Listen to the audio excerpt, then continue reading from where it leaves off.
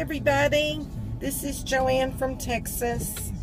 I'm heading off to the allergist. Sorry if you can't see me very well. It's very sunny and beautiful and hot. I mean, I have my air conditioner on in my car. It's supposed to get in the 60s and 70s. So anyway, I'm off.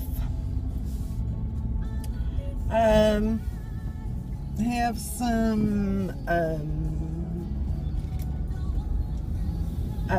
what am I thinking of? I'm going to get to the HCG part of it. I'm not very good at driving and vlogging. Anyway, HCG related, I was the same as yesterday, and that's good because I had yesterday I had an apple, I had chili,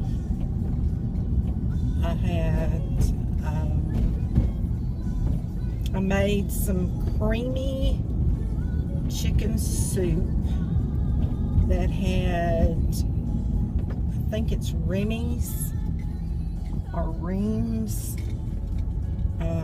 frozen egg noodles in it that the Pioneer woman uses. She says it's closest to homemade that she's ever had. And I made some Carb Quick drop biscuits. So I either was going to have a gain, or maybe I'll have a gain tomorrow, or I was going to stay the same. And if I stay the same, then that's a blessing. That's a blessing. So anyway, this morning I had an apple, and then I had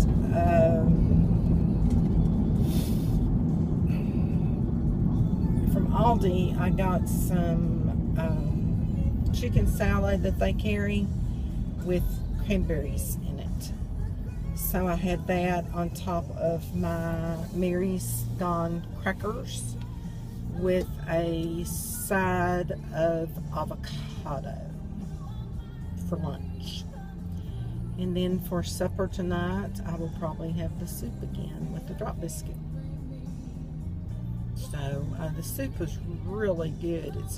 It's very easy. You just season it like with poultry seasoning and onions, and I use chicken tenders frozen, and mushrooms. I put some mushrooms in there, and celery in there, and carrots, and then I put 2 cans of cream of chicken soup, and salt and pepper, and a little garlic herb Mrs. Dash in there, and then I put it in the crock pot and got it really going, and then cooked it for several hours, about 4 hours in the crock pot on high. And then the last hour I shredded up the chicken, and by now the cream of chicken soup, which I got low sodium Fit and Active brand from Aldi. It's a lower brand, lower calorie brand or carb brand or sodium, I don't know. Anyway, it's better for you. And by this time the soup has made it, instead of like a thin soup, it's made it into a creamy soup. And I added a few frozen peas in there because it was beginning to remind me of like a pot pie mixture. And then I added the frozen egg noodles and excuse me, cooked it for an hour on high. and you know, salt and peppered it and everything, and it came out so good. So good. Stick to your ribs good. I mean, just comfort food good. And you know, I didn't eat a whole lot of noodles. I ate the chicken and the inside stuff more, and just a few noodles. I mean, you know, you can hopefully, you know, you can do that and control yourself and not go hog wild. And I only had one very small bowl worth, and had, like I said, a drop biscuit with a little bit of butter on it, and I was satisfied. It's crazy. It's cray-cray. Anyway, I'm off to the allergist. You know, before I go to new places, I get nervous. That's just me. I mean, I can feel my legs starting to shake a little bit just because I'm nervous. I was the same way when I went to the dermatologist last year. And it's not because it's, you know, anything bad or anything, but I don't know, I just do. Plus, I'm going to be driving near the highway, and I know that sounds crazy, but people that don't know, I have a real problem, phobia. I mean, I was on medication at one time and got off of it because I didn't like the way it made me feel. But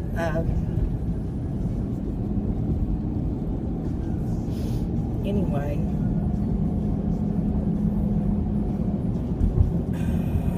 crap, I'm going the wrong way. What am I thinking? What am I thinking? I need to turn around. Keep on going straight.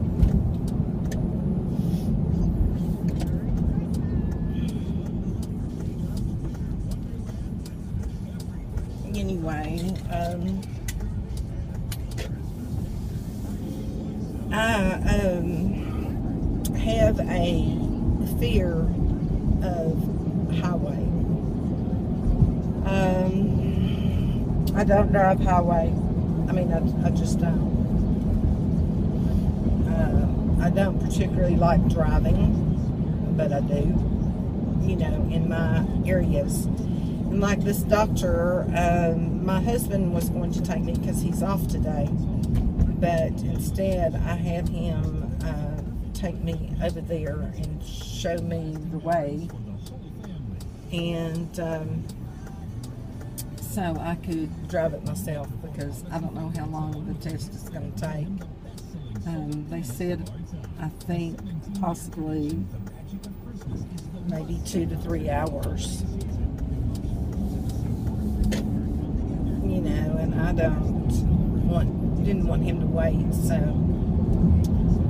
I've had a fear ever since. I remember driving when I was 16, getting my license and driving all over the place, and then it started getting harder for me to drive, and so my friends would drive and we would go out, and my husband, my then boyfriend, would drive. And then after I got married, you know, I still drove on highways. And then I had kids and stayed home for a while, and didn't do, you know, much of the driving. But I remember when Kyle was little, I mean, I took him all the way to downtown Dallas by myself, so I was still doing it. So I don't know when it really changed for me, but it did. I mean, it got to the point where I had heart palpitations and clamminess, and I mean, my daughter remembers us driving, and she said that the car would have to be completely quiet if it was someplace I didn't know, or if it was someplace further than my little area was. So anyway, I get along, you know. I'm off the kindness of people and off the kindness of relatives. I've made it through. I don't know. It's cray. Anyway, I thought I would check in, and things are going good. I'm at 203, I think, which is 2.2 above LIW. That's okay. That's okay. No big deal. No big deal. Alright, well, everybody's passing me. I think the speed limit's 45 and I'm going 40. Anyway, I guess that's it. I guess I don't have anything else. So, I will let y'all know how it goes, I guess. Alright, everybody. Bye.